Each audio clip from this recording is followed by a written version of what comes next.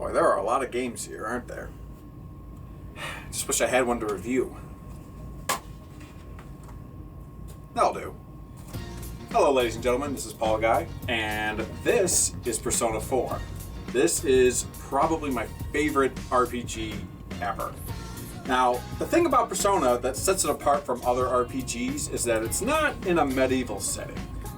This is more of a modern day setting game, so it's kind of like in a lesser portion of RPGs, but it's done really well. So without really getting too much into the story, which honestly the story is the strongest point in this game, you are a transfer student who gets who moves into like this rural small town, and all of a sudden some strange happenings start going on where people are dying inexplicably without explanation.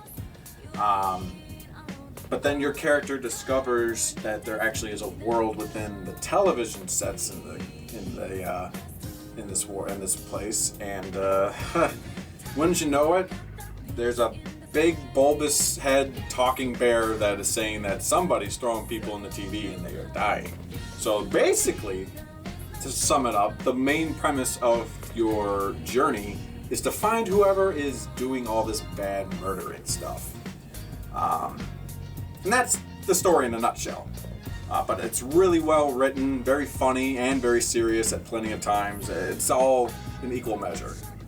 Not to mention the interface is really good, the game's soundtrack is amazing, and really the characters themselves are all likable and memorable, and there's a reason why this game in particular really set the Persona series in full swing. I mean, Persona 3 is also highly regarded, but I feel like 4 is when it really started to hit its stride over here, at least in the West. But yeah, it's really good.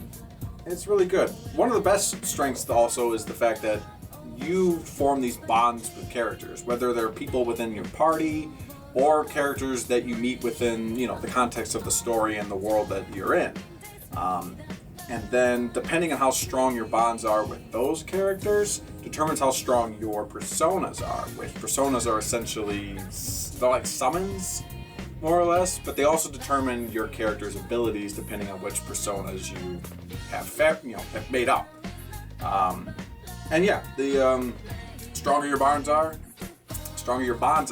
the stronger your personas are, and the stronger you are in turn. So it all kind of meshes together. The whole social aspect and the, dungeon crawling RPG aspect as well. Anytime someone wants to try a new RPG and they haven't even tried this one, this is always usually my first recommendation. It's very wordy, I will admit. It's a very wordy game because there's a lot of setting to set up. Like, it's a very big story to set up. But honestly, once you get past that first bit of setup and the game really starts kicking off, it is awesome. It is a very well crafted game, and I highly, highly recommend that you guys try it. Pardon me. Well, this will have to be in my little TED Talk here.